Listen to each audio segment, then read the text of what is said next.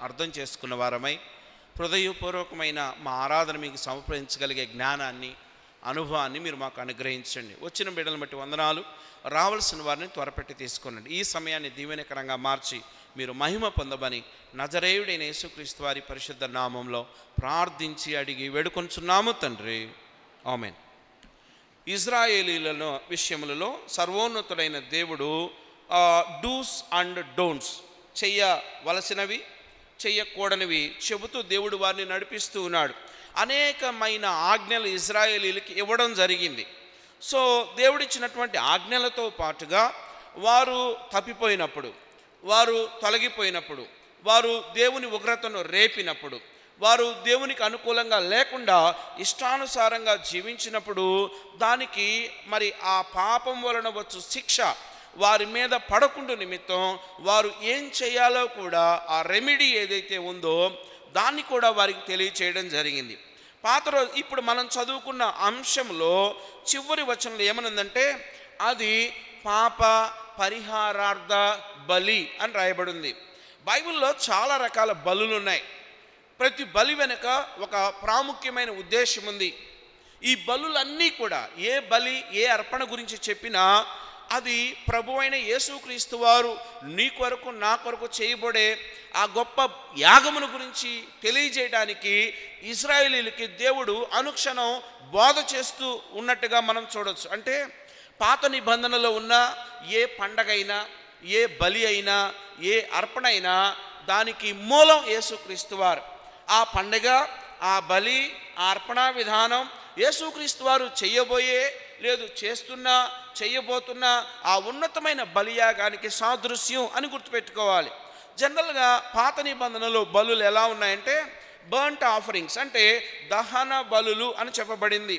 ఈ దహన బలుల కోసం ఆ రోజుల్లో ఏం చేసేవాళ్ళంటే మందిరం బయట అమ్ముతున్న ఒక గువ్వనో, ఒక పావురాన్నో, ఒక మేకనో, ఒక గొర్రెనో, ఒక ఎద్దునో తీసుకొని వచ్చి దానిని దహన బలిగా అర్పించేటటువంటి వారు. రెండవ బలి ఉంది ఏంటనంటే గ్రెయిన్ ఆఫరింగ్స్ అని, అంటే ధాన్యపు అర్పణలు. ఆ రోజుల్లో ఏం చేసేవాళ్ళంటే హార్వెస్ట్ ఫెస్టివల్స్ అని ఉండేవి. అంటే పండగ అంటే వాళ్ళ కోతకాలపు పండగలు ఉండేవి. ఇశ్రాయేలీలు దేవుడిచ్చిన విత్తనాన్ని మల్టిప్లై చేసి వారికి సమృద్ధి ఆహారాన్ని ఇచ్చిన విధానాన్ని జ్ఞాపకం చేసుకుంటూ దేవుని దృష్టికి కృతజ్ఞత చెల్లించినటువంటి వారే వారు పులియని రొట్టెలను చేసి అవి గోధుమ లేదా బార్లీతో చేసి ఆ రొట్టెలను ఉప్పు కలిపి ఆ చేసిన అర్పణలను అర్పించేటటువంటి వారు. ఇది రెండు అర్పణలు చూసాం. ఒకటి దహన బలులు, రెండవది ధాన్యపు అర్పణలు. మూడవ బలి ఏంటంటే పీస్ ఆఫరింగ్స్ అంటారు.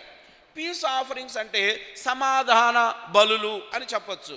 ఎవరితో అయినా సమాధానం పోగొట్టుకున్నప్పుడు, ఎవరితో అయినా గొడవ జరిగినప్పుడు, ఎవరి వలనైనా కొంత డిస్టర్బెన్స్ వచ్చినప్పుడు పోగొట్టుకున్న సమాధానం తిరిగి వచ్చులాగన నీకు ఎవరితో గొడవ ఉందో ఆ వ్యక్తి నువ్వు భోజనానికి ఇంటికి పిలవాలి.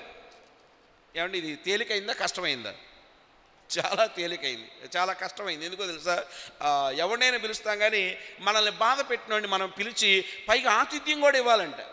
సో అంటే నాకు ఎవరితో గొడవ ఉందో, ఎవరితో భేదం ఉందో ఆ వ్యక్తిని నేను పిలిచి మరలా ఆ సమాధానాన్ని, పోయిన సమాధానాన్ని తిరిగి మరలా పునరుద్ధరింప చేసుకునే నిమిత్తమే సమాధాన బలులు అర్పించేవాళ్ళు. అంటే ఆ వధించిన జంతువుని వాళ్ళు భోజనం చేసుకుని ఇద్దరు ఎవరైతే గొడవ పడ్డారో వాళ్ళిద్దరూ ఆ పశువుని తినేసేయాలి. పూర్తిగా ఆ కుటుంబాలు ఈ కుటుంబాలు కలిసి తినాలి. అది సమాధాన బలులుగా చెప్పబడ్డాయి. నాలుగవదిగా సిన్ ఆఫరింగ్స్, అంటే పాప పరిహారార్థ బలి. అంటే ఇప్పుడు మనం చెప్పుకున్న ఇది ఇశ్రాయేలీల సర్వ సమాజం, లేకపోతే ఇశ్రాయేలీలు వారు తాము చేసిన పాపపు స్థితిని జ్ఞాపకం చేసుకుంటూ వారు ఒక జంతువును తీసుకొని దాన్ని నెత్తి మీద చేయబెట్టి మా పాపం దీని మీదకి వచ్చునుగాక అని చెప్పి తమ పాపములకు ప్రతిగా ఆ యొక్క పాప పరిహారార్థ బలి అర్పించినట్లుగా చూస్తున్నాం. ఇప్పటికి 4 బలులు చూసాం. ఐదవది ట్రెస్పాస్ ఆఫరింగ్స్ అంటారు. అతిక్రమ బలులు, అంటే ఏదైనా ఒక విషయంలో వ్యక్తిగతంగా తప్పిపోయినప్పుడు పర్సనల్గా దేవుని దగ్గరికి వెళ్ళి క్షమాపణ అడిగి ఆ అతిక్రమం నుండి పక్కకు రావడానికి చేసేటువంటి ఇలా బైబిల్లో చాలా బలులు ఉన్నాయి. అందులో అసలు బలి యొక్క ఉద్దేశం ఏంటో కూడా చూద్దాం. ఈ బలి చేయడంలో 4 ప్రాముఖ్యమైన ఉద్దేశాలు ఉన్నాయి. ఏంటనంటే రికగ్నైజేషన్ ఆఫ్ సిన్, అంటే నేను ఏ పాపం చేశానో, ఎక్కడ పాపం చేశానో ఆ పాపాన్ని గుర్తించడం, అంటే ఐడెంటిఫై చేయడం, లేకపోతే రికగ్నైజ్ చేయటం. అంటే నా జీవితంలో ఈ పొరపాటు ఉంది, ఈ పాపం దొర్లింది, లేదు ఈ తప్పు నేను చేశానని గుర్తుపట్టడం మొదటి అంశం. రెండవది నీడ్ ఆఫ్ ఫర్గివ్నెస్, అంటే క్షమాపణ యొక్క విలువ తెలుసుకోవడం. అంటే నా పాపం నాలోనే ఉంటే నాకు నష్టం, నాలో ఉన్న పాపం తీసివేయబడాలి. రెండవదిగా పాపం చేసిన నేను దేవుని నుండి పారిపోవటం కాదు చేయాల్సింది, పాపం చేసిన నేను దేవుని సన్నిధికి వచ్చి క్షమాపణ వేయడం, అంటే క్షమాపణకు గుర్తుగా ఈ బలి ఉంది. మూడవదిగా శుద్ధీకరణకు గుర్తుగా ఉంది. అంటే ఈ బలి అర్పించబడడం ద్వారా దేవుని యొక్క పరిశుద్ధతను తిరిగి పొందుకోవడం ద్వారా పోగొట్టుకున్న సమాధానం తిరిగి పొందుకోవడానికి ఆ శుద్ధీకరణ ఆచారానికి కూడా ఇది గుర్తుగా ఉంది. నాలుగవదిగా రికన్సిలేషన్ విత్ గాడ్, దేవునితో సమన్వయపరచబడుట. అంటే పూర్వం నాకు నా దేవునితో ఏ సంబంధం ఉందో, నేను పాపం చేయడం ద్వారా ఏ సంబంధాన్ని పోగొట్టుకున్నానో తిరిగి ఆ సంబంధాన్ని పునరుద్ధరించుకోవడం కోసం చేసేదే బలి. ఓకే, బాగుంది.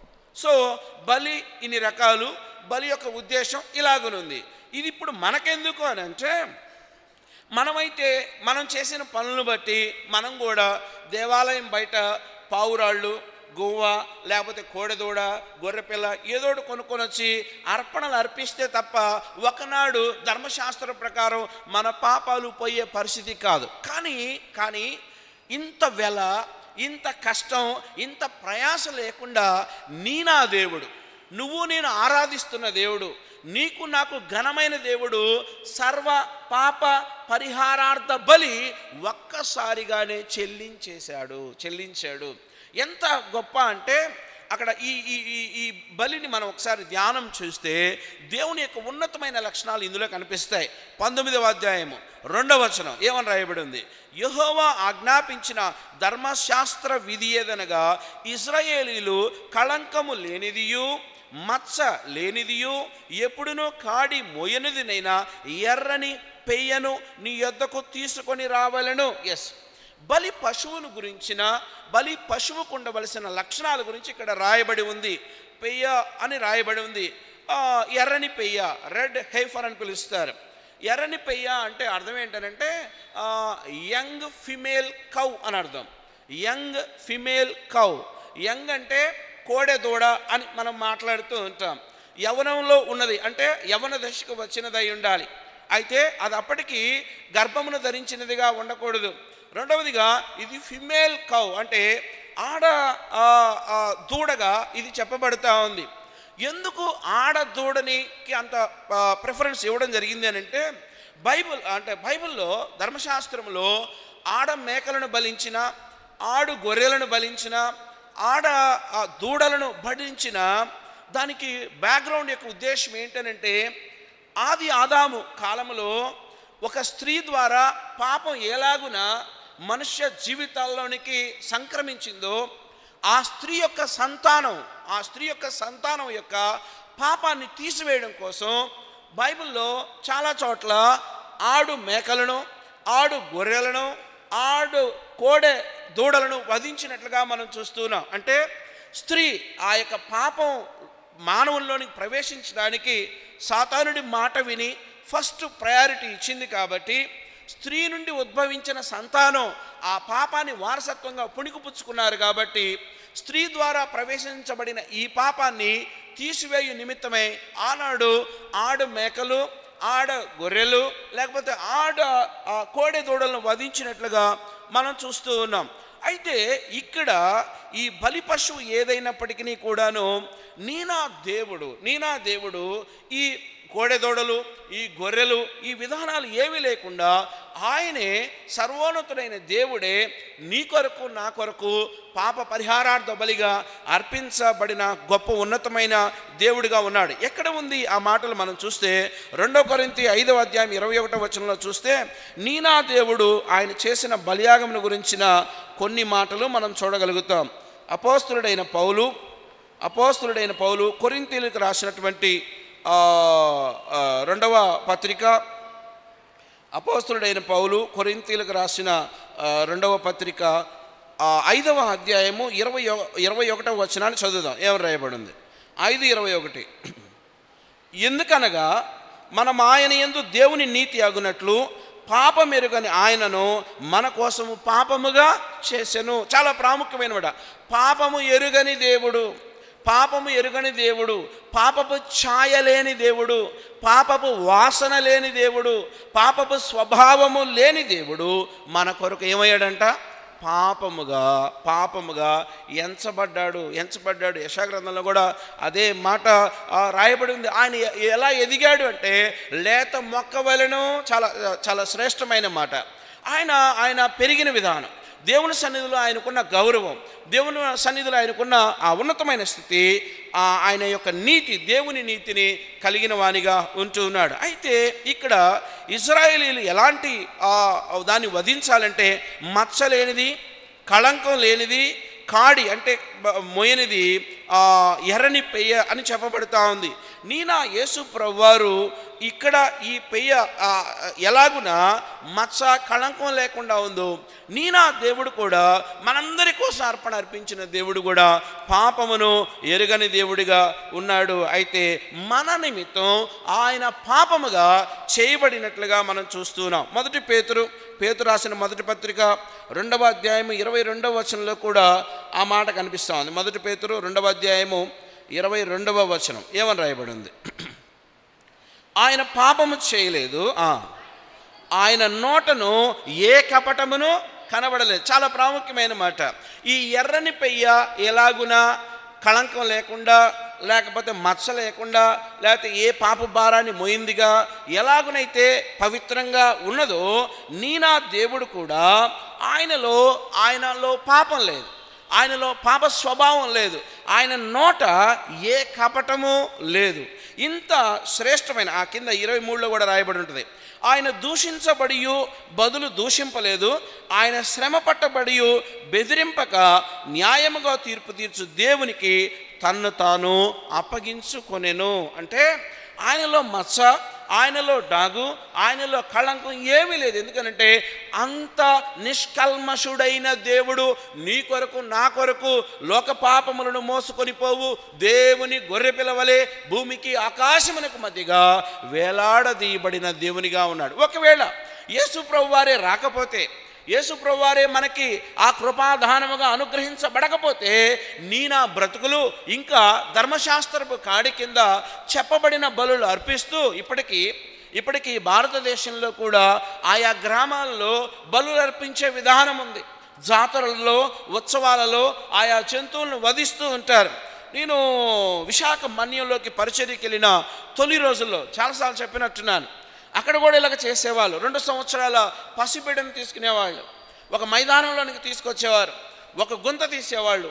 ఆ పసిపిల్లవాడిని, 2 సంవత్సరాల పిల్లవాడిని పీకల దాకా పూడ్చిపెట్టి ఆ తండాలో ఉన్న పశువులన్నిటినీ ఆ మైదానంలోనికి తీసుకొచ్చి వాటిని విపరీతంగా కొట్టేవాళ్ళు. ఈ కొట్టిన పశువులు పరిగెట్టుకుంటూ వెళ్ళేవి. ఈ వెళుతూ పిల్లవాని యొక్క కపాలాన్ని తొక్కుకుంటూ వెళ్ళిపోయాయి. ఆ కపాలం పగిలి ఆ కపాలంలో ఉన్న మెదడు రక్తం చింది ఆ ప్రాంతం రక్త తర్పితం అయ్యేది.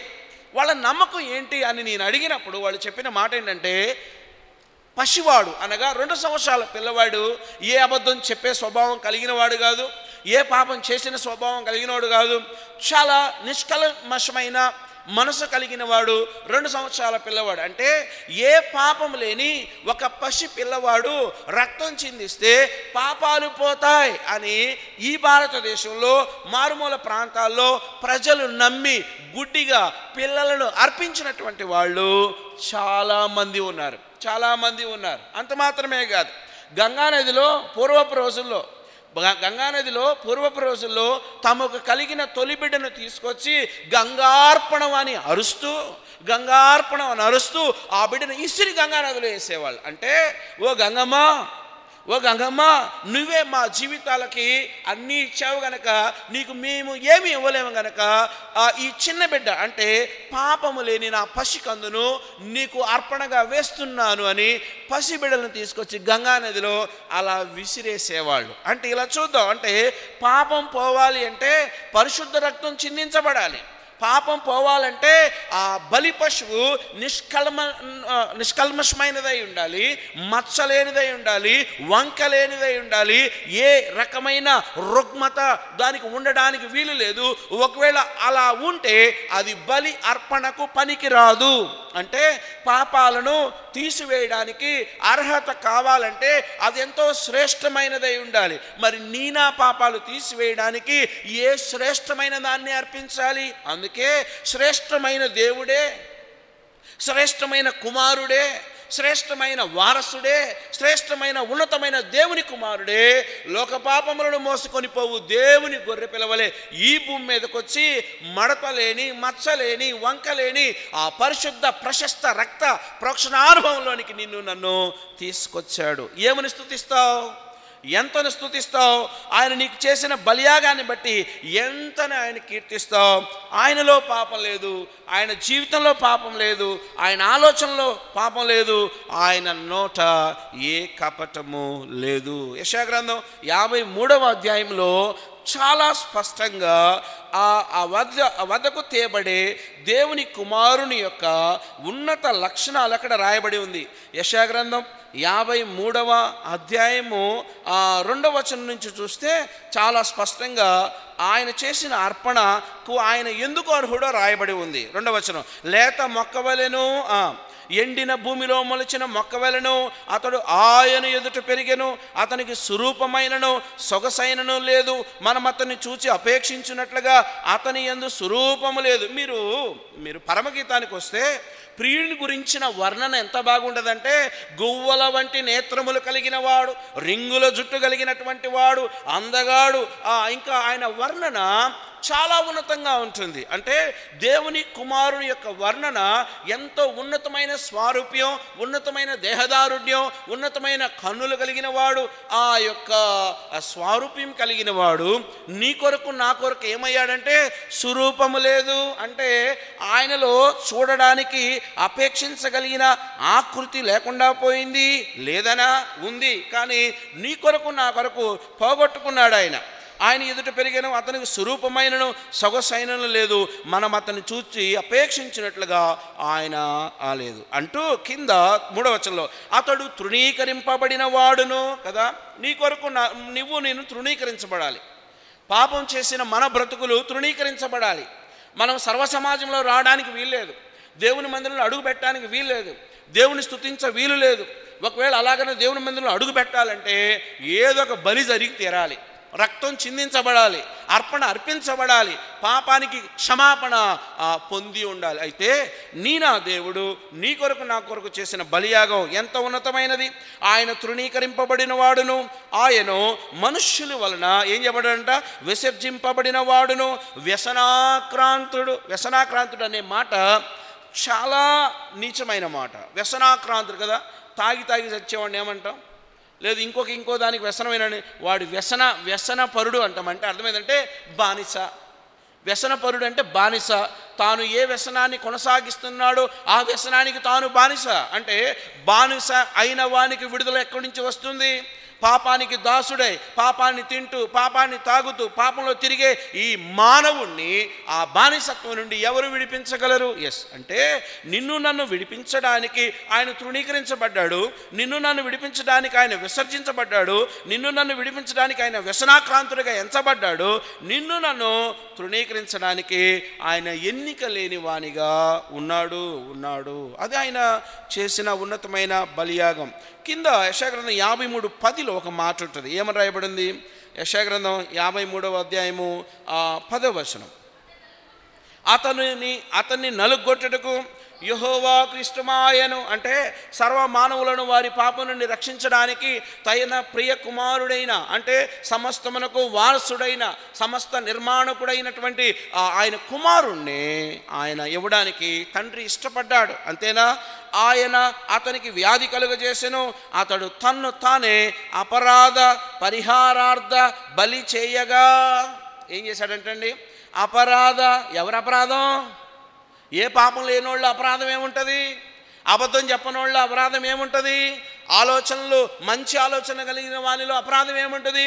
ఏమి ఎంచగలో, ఏ నేరారోపణ చేయగలో, ఏ తప్పును అదే తప్పులు మనలో వెతకడం స్టార్ట్ చేస్తే, అదే తప్పులు బహుశా ఒకవేళ డిజిట్ కూడా సరిపోదేమో, అంటే సంఖ్య అంత పెద్దది వస్తుందేమో. కానీ నా దేవుడు ఇదంతా ఎందుకు చేశాడంటే మన అపరాధముల నిమిత్తమైన ఆ పాప పరిహారార్థ బలిగా ఆయన అర్పించాడు. సో ఈ ఎర్రని పెయ్యను అర్పించే విషయంలో ఒక ఎర్రని పెయ్యనే కాదు, ఆ అర్పణలు ఇంకోటి కూడా యాడ్ చేయాలి. ఏమని రాయబడి ఉంది? ఆ 6వ వచనం చూద్దాం. మరలా మూలవాక్యంలోకి వద్దాం.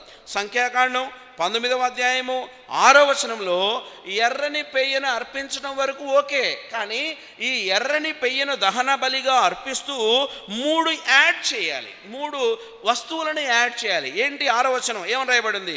మరియు ఆ యాజకుడు ఏం చేయాలంట?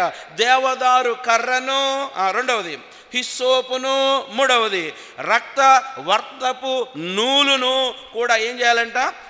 తీసుకొని ఆ పెయ్యను కాల్చుచున్న అగ్నిలో వాటిని వేయవలను.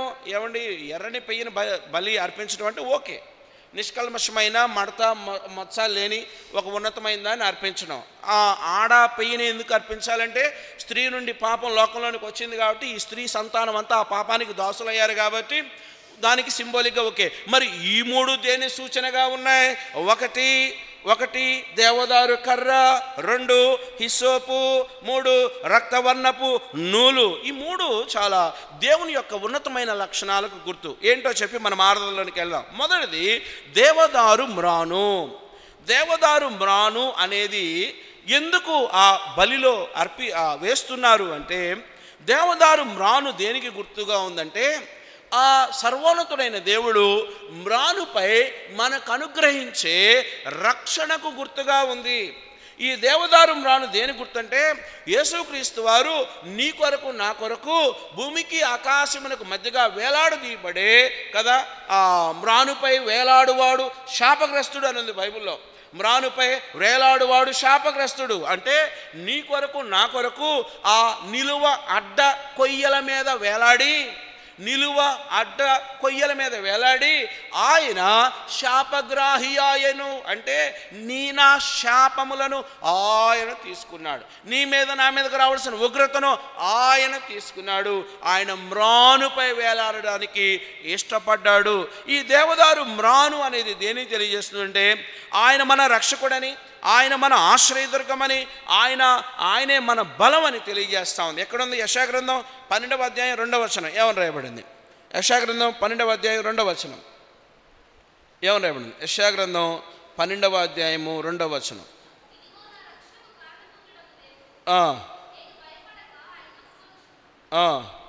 ఇదిగో నా రక్షణకు కారణభూతుడగు దేవుడు, నేను భయపడక ఆయనను నమ్ముకొనుచున్నాను. యెహోవాయే నాకు బలము, ఈయనే నా కీర్తనకు ఆస్పదము, ఆయన నాకు రక్షణాధారమాయను. ఎందుకు? దేవదారు మాను క్రొయ్యను తీసుకొచ్చి ఈ ఎర్రని పెయ్యతో సహా ఆ అగ్నిలో అర్పణగా అర్పించాలంటే, దేవదారు మాను నీకు నాకు అనుగ్రహించబడిన రక్షణకు గుర్తు, ఆశ్రయానికి గుర్తు, బలమునకు గుర్తు, పవిత్రతకు గుర్తు.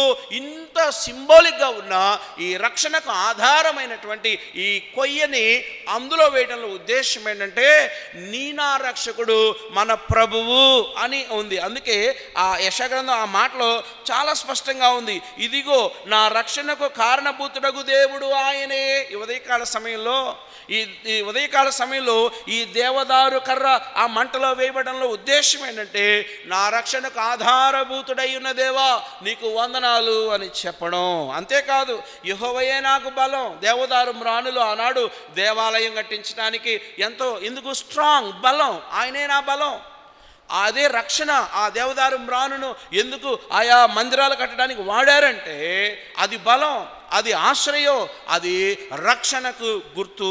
ఓకే, మొదటి అంశం దొరికింది. ఒకటి, దేవదారు కర్రను ఎందుకు వేశారంటే ఆయనే నా రక్షకుడు, ఆయనే నా బలం, ఆయనే నా కీర్తన లేదు నా అతిశయం. ఓకే, రెండో మాటకి వెళ్దాం. రెండవది, హిస్సోపును కూడా, హిస్సోపు అనేది ఒక మొక్క, హిస్సోపు అనేది ఒక మొక్క. ఆ మొక్కని ఆ రోజుల్లో ఎందుకు వాడారంటే చాలా రకాలుగా వాడారు. ఆ హిస్సోప్ అనే ఆ మొక్క నుండి ఆ రోజుల్లో కుష్ఠరోగానికి, కుష్ఠు వచ్చినప్పుడు ఆ హిస్సోపు నుండి తీయబడినటువంటి ఆ రసముతో కుష్ఠరోగానికి ముందుగా స్వస్థత నిమిత్తమై వాడేవారు, స్వస్థత నిమిత్తమై వాడేవారు. అంతేకాదు హిస్సోపుతో నన్ను కడుగు అంటే శుద్ధి చేయడానికి, వాష్ చేయడానికి, ప్రతి మచ్చ నుండి డాగు నుండి కడగడానికి హిస్సోపుని ఒక సోప్ లేకపోతే ఒక మందుగా వాడినట్లుగా మనం చూస్తున్నాం. అవును, నీ నా పాపాలు అంత తేలిగ్గా పోయేవి కావు, ఎందుకంటే అంత బలంగా లోపలికి తీసుకున్నాం కాబట్టి.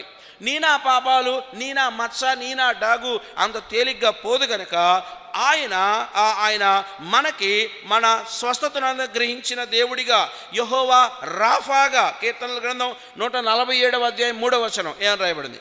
కీర్తన గ్రంథం 147వ అధ్యాయము 3వ వచనం ఏమని రాయబడింది? యెహోవా రాఫా. ఎందుకు? ఆయన మనకి స్వస్థతనిచ్చేవాడు. కీర్తనల గ్రంథం 147వ అధ్యాయము 3వ వచనం. కీర్తన గ్రంథం 147వ అధ్యాయం 3వ వచనం. గుండె చెదిరిన వారిని ఆయన బాగు చేయవాడు, గుండె చెదిరిన వారిని ఆయన బాగు చేయవాడు, వారి గాయములను ఏంటంటే ఆయన కట్టేవాడు. అంటే నాకు స్వస్థతనిచ్చేవాడు, నన్ను సంరక్షించేటటువంటి వాడు, ఆయన నాకు హిస్సోపు లాంటి వాడు, తన పరిశుద్ధ రక్తాన్ని చిందించడం ద్వారా నా పాపములను కడిగినటువంటి వాడు. నా ఆత్మీయ నాకు ఆత్మీయ కుష్ఠరోగం ఉంది. ఏంటనంటే ఆత్మీయతలో దిగజారుడుతనం నాకుంది, ఆత్మీయతలో వృద్ధి చెందలేని స్థితి ఉంది, ఆత్మీయ స్థితిలో బద్ధకం ఉంది, నాకు ప్రార్థన చేయలేను, వాక్యం చదవలేను, ఆత్మీయ విషయాల్లో సోమరోణ్ణి. ఉద్యోగానికైతే ఎన్నైనా చేస్తా, గవర్నమెంట్ వారికి రాసిస్తా, సదా మీ సేవలో అని 8 గంటలు పోయి ఆ తమ్ము ముఖం తీసుకెళ్ళి మిషన్లో పెట్టడానికి ఇష్టపడతాను, కానీ టయానికి మందిరానికే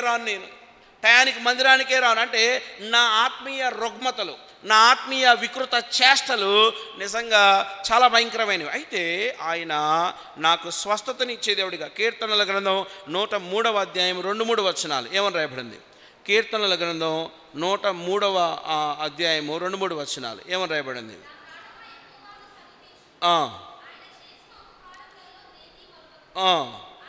ఆయన నీ దోషములన్నిటినీ క్షమించువాడు, నీ సంకటములన్నిటినీ కుదుర్చువాడు. చాలా ఆయన ఏం చేస్తాడంటే నా ఇనిక్విటీస్, నా యొక్క దోషాలు ఏవైతే ఉన్నాయో, ట్రాన్స్గ్రెషన్స్, అవన్నీ కూడా సెట్ చేయగలడు. నా అపరాధములను ఆయన సెట్ చేయగలడు. నాలో ఉన్న ఇనిక్విటీస్ అంటే అసమానతలు ఉన్నాయి, అంటే హెచ్చు తగ్గులు ఉన్నాయి. ఒకప్పుడు విపరీతమైన భక్తి, ఒకసారి బోర్ల బొక్కలు పడిపోతా, ఒకప్పుడు విపరీతంగా పరిశుద్ధత కొరకు ప్రయాసపడతా, ఇంకోసారి నా వల్ల కాదని చేతులు వదిలేస్తా. అంటే నాలో ఉన్న ఈ అసమానతలను ఆయన తీసివేయగలిగిన సమర్థుడైన దేవుడు. అందుకే ఆయన ఎలా ఉన్నాడంటే నా సంకటములను ఏందంట, ఆయన నీ దోషములను క్షమించువాడు, నీ సంకటములన్నిటినీ ఆయన కుదుర్చువాడు. ఆయన నాకు హిస్సోపు వంటివాడు, ఆయన నాకు ఆత్మీయ స్వస్థతనిచ్చే దేవుడు, యెహోవా రాఫాగా ఉన్నటువంటి దేవుడు. 2 మాటలు చూసాం. ఒకటి, దేవదారు మ్రాను ఆయన ఇచ్చే రక్షణను తెలియజేస్తుంది.